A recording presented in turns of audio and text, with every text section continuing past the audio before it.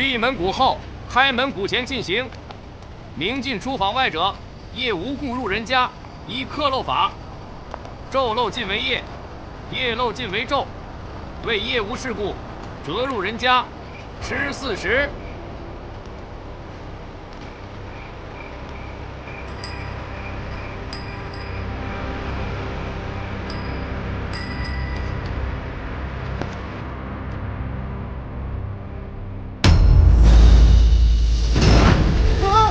快看，女杀！上头有个女杀，快看啊！啊，就在那儿，在那飘着呢。你看见了吗？哪儿有？哪儿呢？没有。哪儿呢？哪儿呢？看到。张谦，你是不是眼花了？还是吃错药？谁眼花了呀？看错了。张谦，快醒醒！张谦。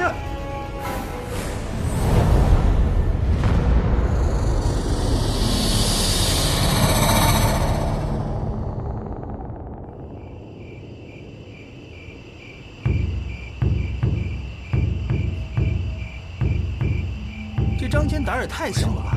即便是见到了鬼，也不至于当场吓晕吧？嗨，谁说不是啊？昨天晚上还是我给他送回家的，他当时都吓尿了。张谦的胆子也太小了吧！我觉得也是，肯定是他装病偷懒，不想营业。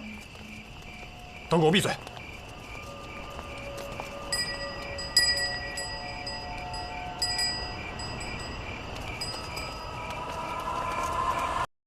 你们过来！快上去看一下，是死是活呀！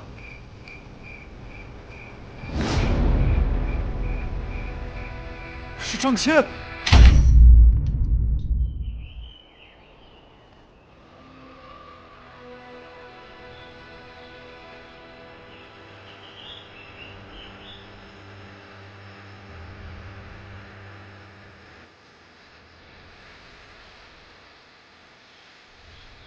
死因倒是挺简单，过度惊吓，心脏骤停，但这脸没法看啊。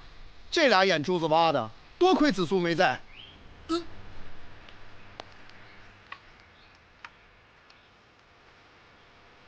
你们就是在这里发现的？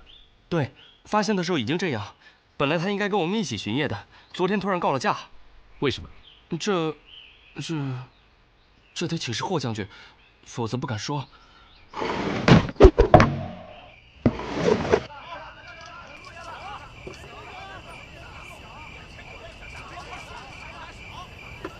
今儿来的都是药客，罩子放亮点，千万别出岔子了。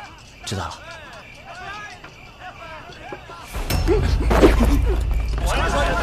别动！哎，就你呢！哎，蹲着！都不许动！趴好！说你呢！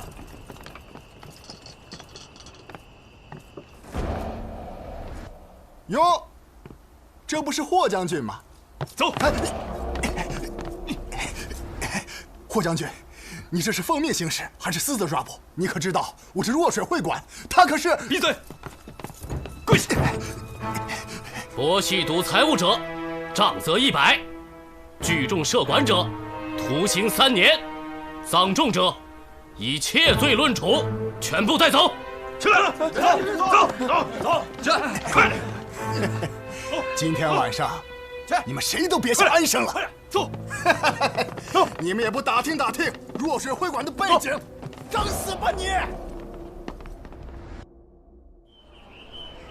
死萨摩，你不好好跟着老大办案，你非跟着我干嘛？不是，那个，本来咱俩聊正事儿，那个他非要来，不好意思啊。没事儿，我也是久仰萨摩兄的大名。既然萨摩兄是你兄弟，那咱们都是自己人，咱们是有福同享，有钱同赚嘛。对。那个，别卖关子了，你现在发什么财呢？这么说吧，如果我能保证稳赚不赔，你能拿出多少钱来？这个，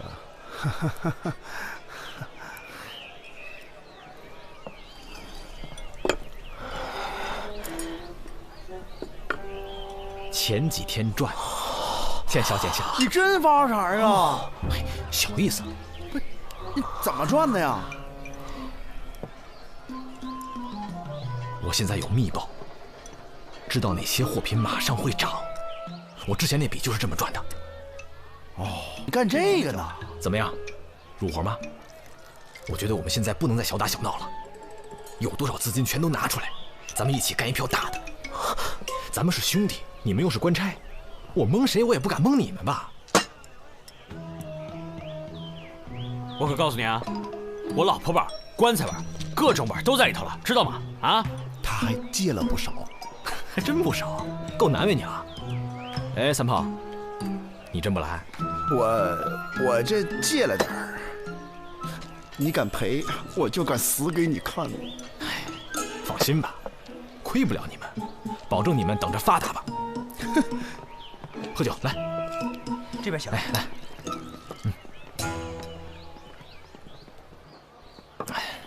你说我虽然入行算晚的吧，比不上他杜远山之流，但我也算是快的了。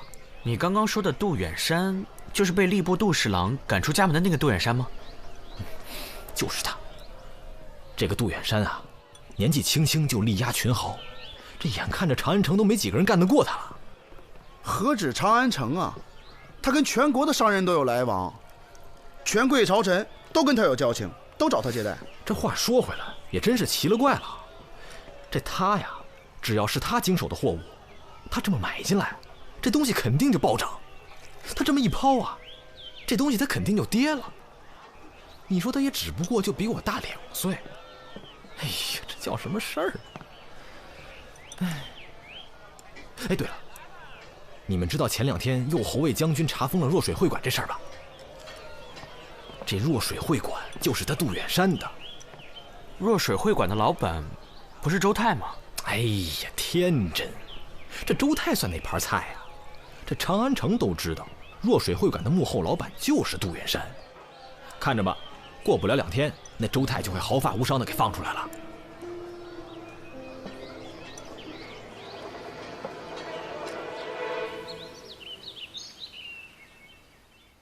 霍将军今天大驾光临，魏某啊，真是荣幸之至啊！直说吧。若水会馆查赌，抓的人当中有好几个是朝廷要员，罪责重了些，你们坐不住了是不是？霍将军还真是少年才俊，做事太直率，不给人留余地。如果在外领兵打仗，可真是升迁之道。不过，要是在这京都朝廷做官的话，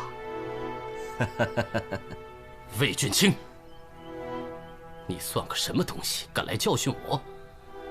我告诉你，这件事儿在我这是铁案，你翻不动，你也没资格来跟我谈价钱。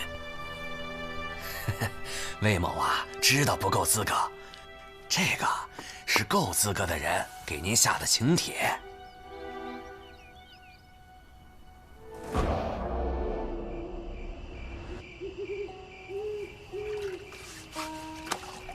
这天也太干了，还是泡个澡舒服啊！哎，可不是嘛！哎，多管您的酒。老何，给你。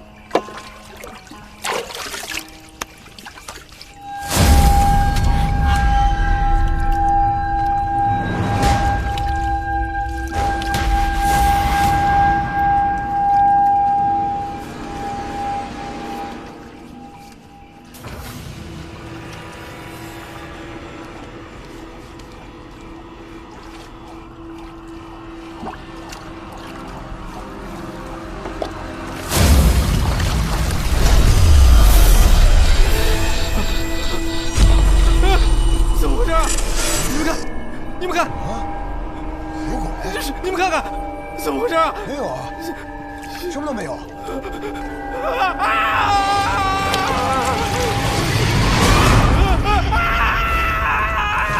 有鬼啊！有鬼啊！有鬼！有鬼啊！有鬼啊！哪有鬼啊？没看到吗？我看到了，在哪儿啊？就在那儿。哪儿呢？在哪儿了？在哪儿？哪有鬼啊？我怎么什么都没看着啊？没有啊？没有啊。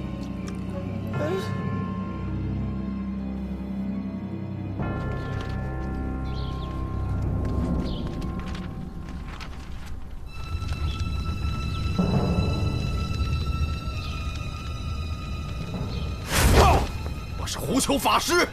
哼，我乃千年女煞。放肆小妖，快回到中阴之域！尔等凡人冲撞煞星，还不快求饶？速离开！拿命来！呀！太上老君教我杀鬼，与我神风。上户玉女书舍不详，登山石裂，佩戴印章，头戴华龛，俗孽溃罡，何神不服？何鬼敢当？急急如律令带！哈！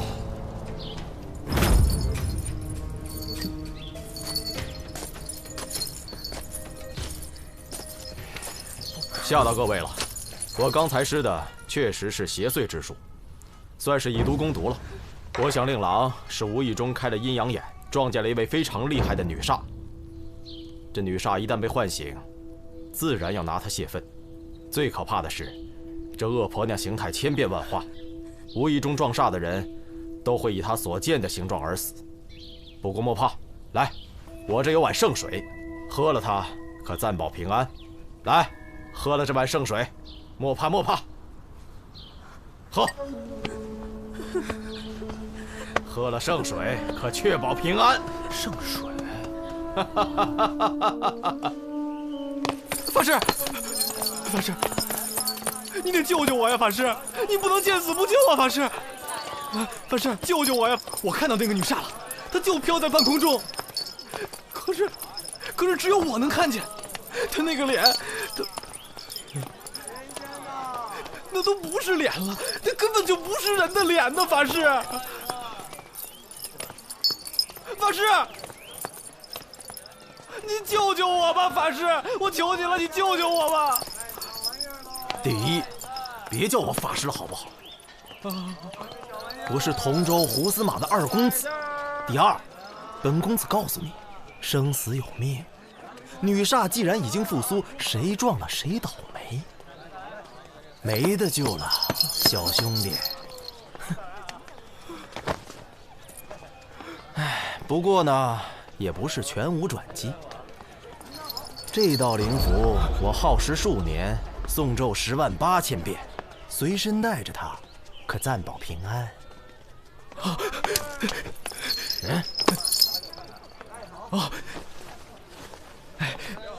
这点钱，你还是乖乖等死吧。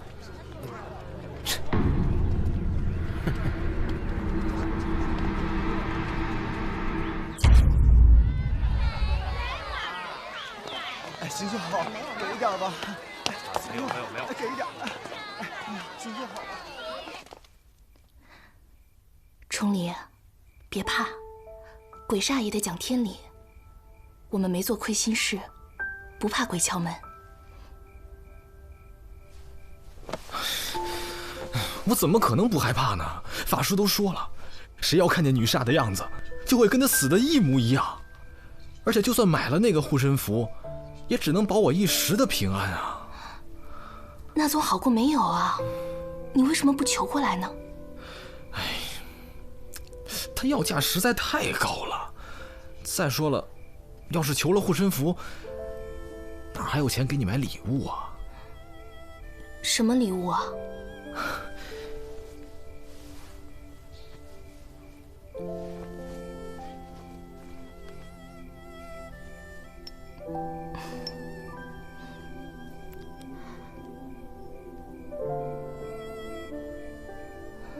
这会儿给我，你要见了又没了，你又不是不知道。我知道，小白，这是我将来娶你过门的聘礼。相信我，我马上就要发财了。等我攒够了钱，就给你赎身，娶你过门。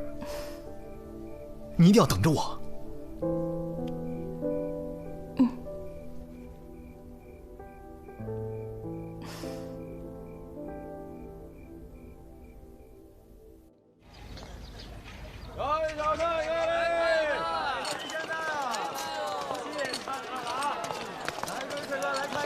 将军，霍将军，周太被放走了。放了？是。霍将军，多谢了您。听说上头已经下文，让右侯卫把弱水会馆的人都给放了。您辛苦，您辛苦。我们杜老板可一直等着您过去呢。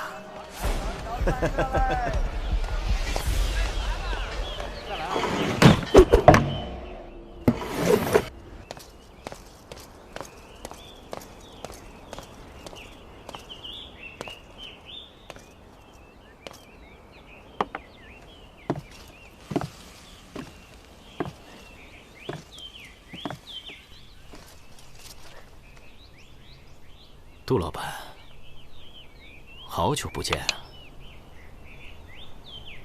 霍将军，真是忙啊！见你一面真不容易。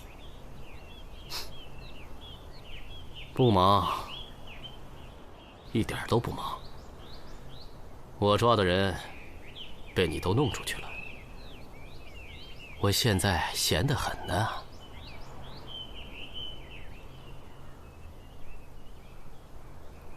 喝2杯。我不是来做客的。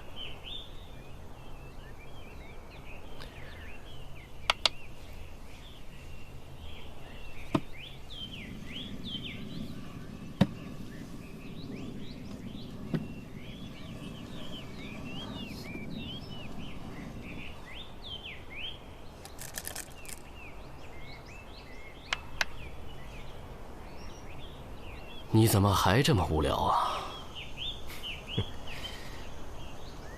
我倒是想上会馆赌2把，但貌似3年前就没人能耗过1局了。何必总要赌那么大？谁愿意押上身家性命陪你？又不是明天就死了。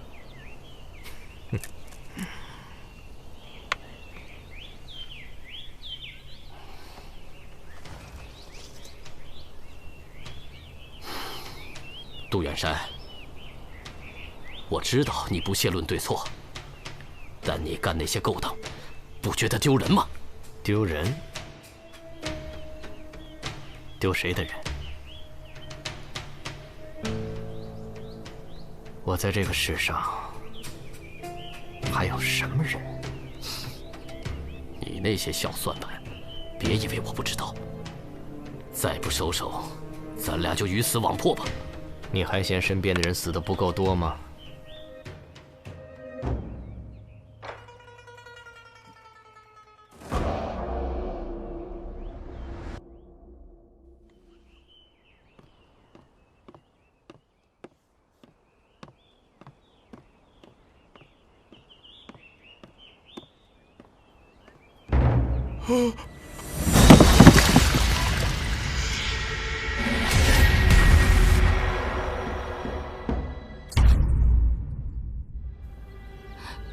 那个胡法师嫌崇礼给钱少，不但没赐福，还说他必死无疑。不到2天，崇礼就出事了。你是说那个整天装神弄鬼的胡球？头先有个当兵的撞煞而死，也是胡法师赐了福，才保了全家平安。我会不会死？我会死吗？我会不会死啊？小白，有我们你别害怕。我想知道，你跟何崇礼相好，他最近发了一笔横财，知道是哪来的吗？他如果不送我那只蓝玉镯，他就有钱买法师的护身符了。都是我不好，不该连累崇礼。情郎女子是不配有幸福的。有我在，你不会有事的。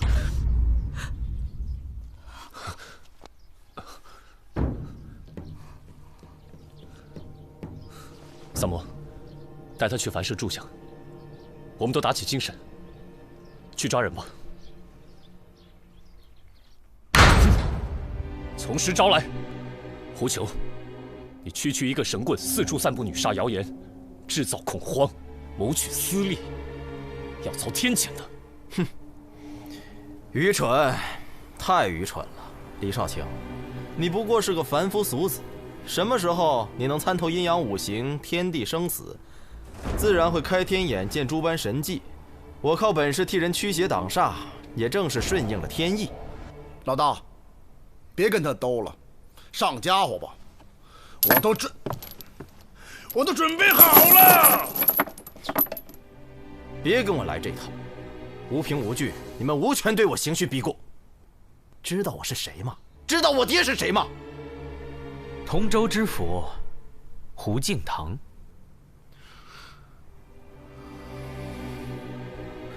你爹可是个好官啊，二公子，你怎么一点都不像令尊呢？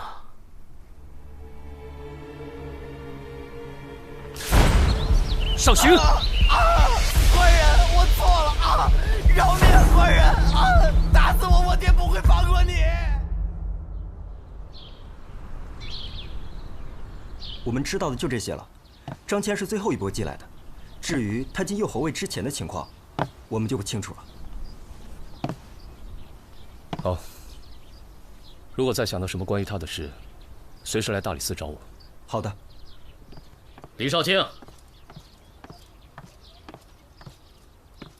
张骞的案子还是没有眉目吗？依我看，这件事交给你们大理寺也不过如此。你要办不明白，不如让我来。霍将军，你的事儿就办明白了。说抓赌，为什么会馆抓的人全都放了？兵部，别逼我说难听的。李少卿，你诋毁3省6部，我不管。能否请您先把案子断了，别让我兄弟死得不明不白。泡澡，泡澡，泡得我起了一身大水泡。你们两个泡澡泡得够久的呀？黄三泡，黄三泡，当然要泡3泡啦。烦人不？哦对了，我们有重大发现。我也有。杜远山一直利用他遍布全国的商行，向境外走私军械，这事小白和何崇礼都知道。何崇礼出事后，小白怕遭人灭口，突然给我寄了封信，把来龙去脉都交代。前段时间，一支商队在洛阳附近被抄，官兵发现这30项货物全都是违禁军械。那支商队是归在杜远山名下的。那个神棍的老爹，同州司马胡敬堂本想彻查，但是被长史摁住了。你们也都知道，姓杜的在朝堂里势力不小。事发后，洛阳那边马上就有他们的内应往刑部通风报信，刑部几位高官去若水会馆密谈此事。小白刚好是被他们带去陪酒的人，他就无意间偷听到了。他把这个事情就告诉了何崇礼，谁知道这何崇礼脑子一热，就拿这个去要挟魏俊卿，想换取他们操纵市场的商业机密，发大财。难怪之前这个何崇礼那么胸有成竹啊！看来是那个姓杜的给了他点甜头啊。那么接下来就是要杀人灭口。何崇礼昏头了，怎么会想不到这点？纯属找死啊！走私点银钱蚕种也就算了，这么大规模的走私军械，明摆着是要叛国呀。可是，就算何崇礼是被他们灭口的，那张骞的死又是为什么？还有杜远山，本来杀他们易如反掌，为何要把事情搞得这么大呢？想不通就说明此事一定还有隐情。来，三胖，你去一趟洛阳，带一份公函，去找同州司马胡敬堂聊聊，他很重要哦。请我再泡回澡，我就去。话这么多呀你！哎，我肚子突然好饿呀，没有宵夜吃怎么办？怎么动脑子呢，4年？哎，我烧鸡呢。哎，三宝，你上次答应我的烤饼呢？哎，双爷，你留给我的卤猪蹄呢？哎呀，别走，问你话呢。想起你的往事了。小白让我想起我娘。哎，把这酒喝了。青楼女子跟达官权贵搅在一起，都不会有什么好下场。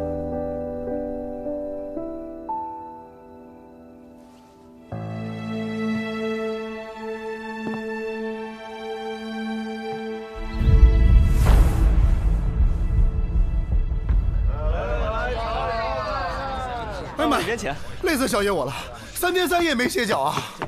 回来啦！哎妈！哎呀！那个胡司马已经全告诉我了，他们现在上面啊是铁板一块，根本撬不动。他也得保证自己的官位嘛，所以他现在这个走私案啊，一时半会儿还不能查。虽然不能查，不过这个胡司马呀，跟霍将军他父亲早年就有交情，所以他已经写了密信告诉了霍将军。虽然案子查不到啊，但是朝廷有个人在这儿，不是也挺好吗？哎呀，那他儿子怎么那个德行？哎，我突然想到，之前我们不是一直想不通杜远山为什么非要把这个杀人事件搞得神神鬼鬼的？我们可以反过来想，如果这个案子扯上鬼神的话，那么谁嫌疑最大呢？胡球，聪明。哎，那他跟杜远山有仇啊？如果胡球真被判成了凶手的话，他爹胡敬堂还能接着做官吗？烧饼。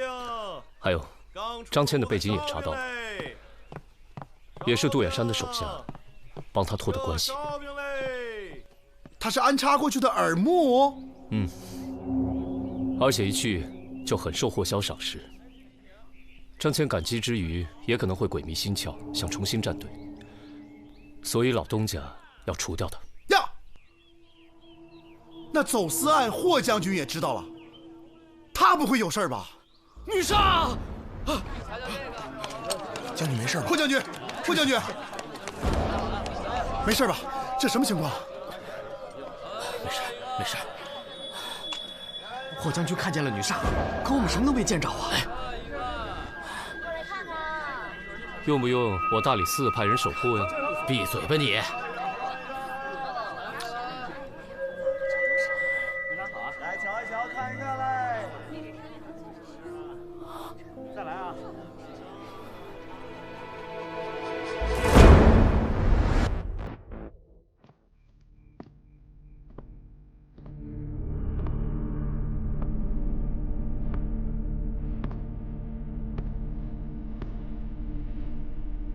远山，我就知道你一定会来。有什么手段，尽管使出来吧。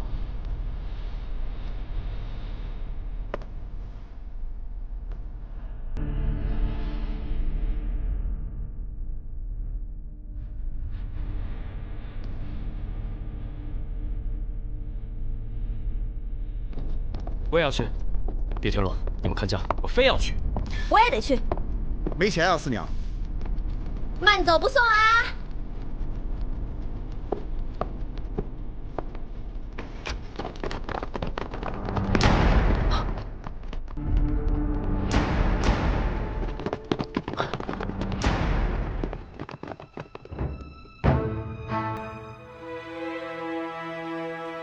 畏罪自杀了。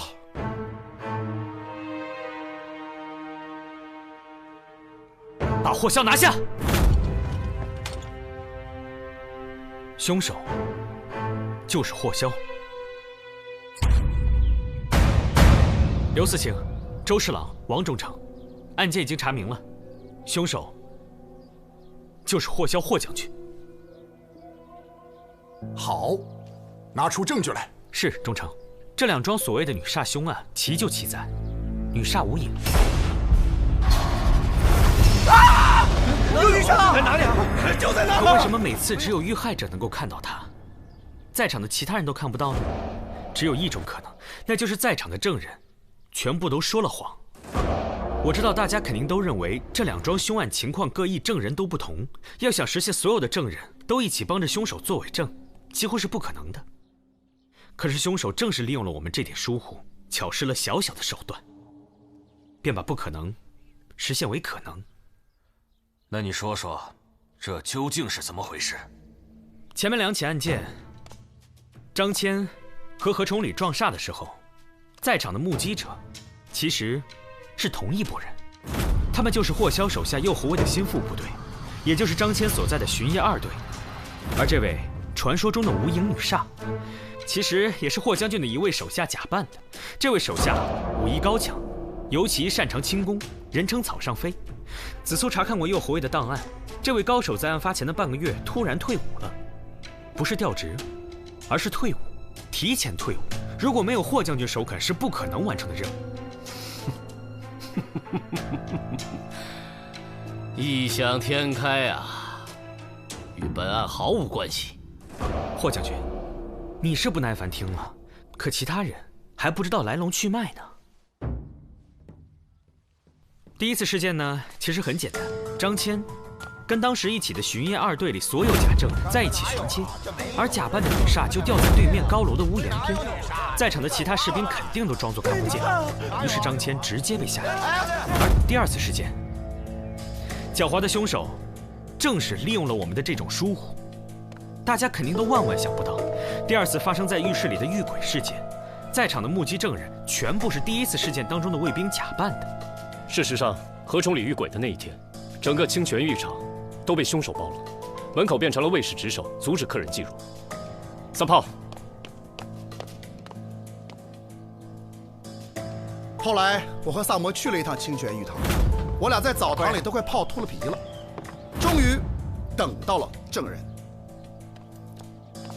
这位是长寿坊绸缎商顾老板，他是清泉浴堂常年贵宾。请问，何崇礼遇鬼的那一天，你是否去过清泉浴堂？我去过，我是那家的常客，每月固定初五、15和月末回去泡汤。去的那天，我记得清泉浴室开着门，但是有几个小伙子拦在门口不让进，说是什么今天不对外营业。我在那浴堂一直都是贵宾待遇，受不了那个气，这不就和他们吵了起来。我这个人脾气不小，嗓门又大，当时在街上，好多人都看见了。我们还找到了8位当时围观此事件的街坊，他们都可以证明，当时顾老板被几位年轻男子挡在了浴堂门外。带上来吧。就是他，最先动手的就是他。你看，这几位呢，都是巡夜二队里的卫士，也是第一次遇鬼事件里的目击者。可是他们几位又同时出现在了第2次遇鬼事件的案发现场，并且还阻拦了嫌人进入。这已经不能说是简单的巧合了。霍将军，我给你看个熟人吧。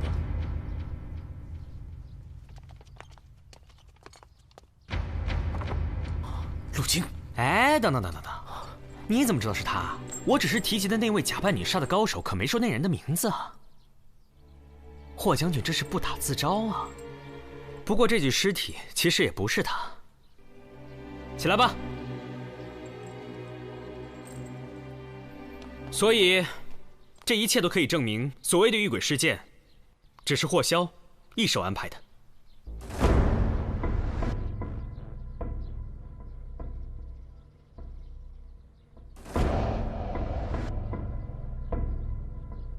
霍萧，你还有什么好说的？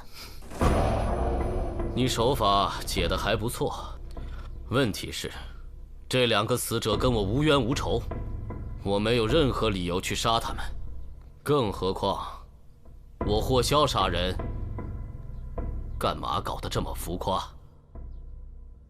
归根到底，就是因为你要嫁祸杜远山。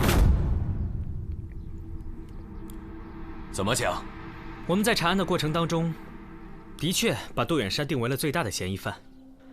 这一切都是凶手故意构陷的结果。我们也曾向您汇报过杜远山走私军械的事情，而这件事就被霍萧用来制造杜远山的杀人动机。因为被害的何崇礼是知晓走私案需要被灭口的人，何崇礼更因此敲诈过杜远山。至于张骞嘛，他本来就是杜远山安插在右侯卫里的耳目，可是最近却跟霍将军走得很近。所以，他看起来就有了反水的可能，因此，杜远山也就有了杀他的理由。杜远山性情诡异，你把杀人手法搞得这么神秘可怖，一来符合他的行事风格，第二更重要的，这会让我们认为杜远山在通过制造鬼神之事嫁祸胡球。胡球在这方面表现确实可疑，并且杜远山也有绝对的理由嫁祸他。胡球的父亲同州司马胡敬堂知道了走私之事，而且没能被他们收买，是一个很大的隐患，也引导我们产生了一个看似合理的想法，那就是杜远山想通过制造凶案嫁祸胡球，从而连累胡司马，使他连官位也不保。这样一来，杜远山就成了最大的犯罪嫌疑人。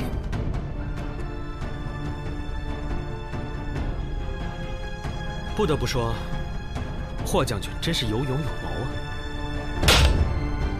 犯人霍萧，你为什么要苦心铺排这一切，陷害杜远山？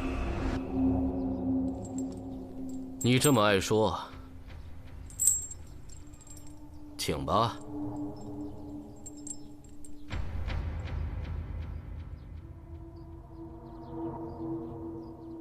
因为他要毁了杜远山。为什么？因为杜远山是他最好的朋友。这个世界上有一种人，他们严于律己，更严于待人，有偏激的控制欲。面对他们在乎的人和事物的时候，尤为如此，要求一切都符合自己心中的条条框框，否则的话，就会产生强烈的痛恨感。这就好比是一对恋人，都想要求对方按照自己的意志而改变，可霍萧的意志却比普通人要严重的多，更偏颇的多，因为他的标准是完全主观的。当霍萧发现杜远山没有按照自己的意志发展，也无法改变的时候，他的心中就有了一个想法，毁了他。对吗，霍将军？起初只是心中的一个念头，然后越扩越大，越扩越大，直到无法收拾。最后，你一看到杜远山就想杀掉他，因为他太让你失望了。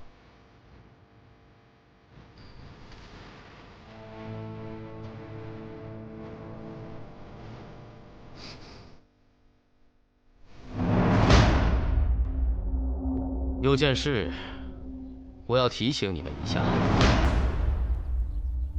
杜远山贩卖军械的事，不单单是走私的问题。我在暗中调查过，就算他再天才，也不可能在短短几年之内把商会开满全国。这一定是有人跟他合作，互惠互利。他们帮助杜远山建立商路，同时也利用他的渠道，大量输出我大唐先进军备。所以，这可不单单是钱的问题了。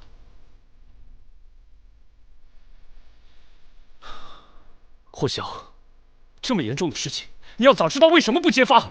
你想毁了他，你倒直接揭发他呀！你还素称忠勇，你知道忠勇二字怎么写吗？那怎么行呢？远山说过，愚人才走正途。我想毁他，就得毁得漂亮。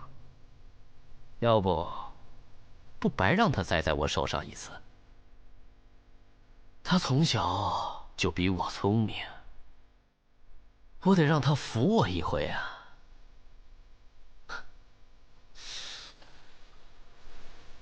你够聪明，察觉到我们开始怀疑，所以为了摆脱嫌疑，你就演出了一场自己遇鬼的戏，然后把杜远山约出来决斗。这样的话，即使失手杀了他，你也是正当防卫。你所做的这一切，你的好朋友杜远山都知道吧？那他对阁下的韬略又能打几分呢？远山，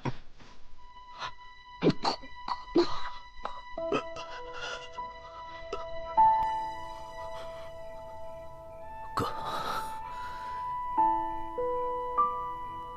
你是真的想让我死吗？为了所谓的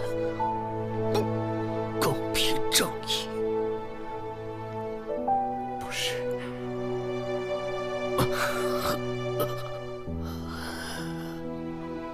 你终于应了一句。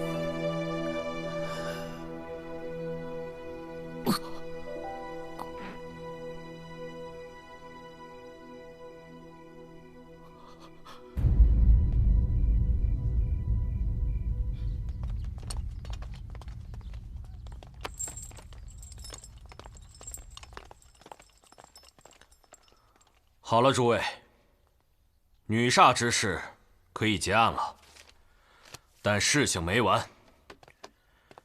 有关杜远山私贩军械一案，必须彻查。谁在背后跟杜远山合作？他们又有什么目的？程烨，在。你们特别案件组能接手吗？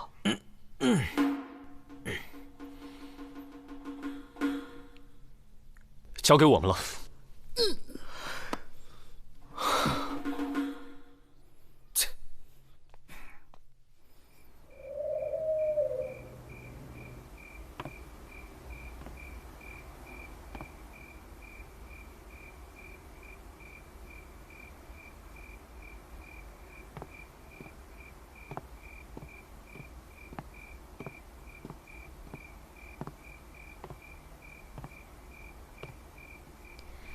一个人喝酒不闷呐。来来来，我请你。你会这么好心？这壶酒呢，是谢谢你抓了霍香。什么意思？每次他带着那个幼猴卫巡街，都弄得我鸡飞狗跳，各种臭规矩，还老喜欢罚钱。现在他走了，我们夜里做生意，歌舞升平，财源广进。酒你慢慢喝，不够还有。3娘2部，想请你打听一下军械走私案，最近江湖上有什么风声？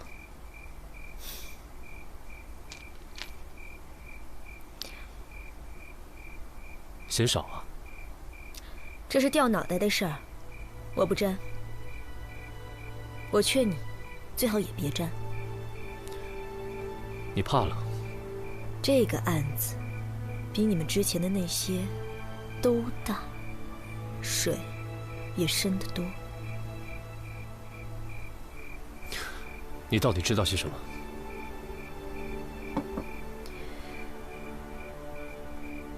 我只知道，你们都是我在乎的人，好好活着，比什么都重要。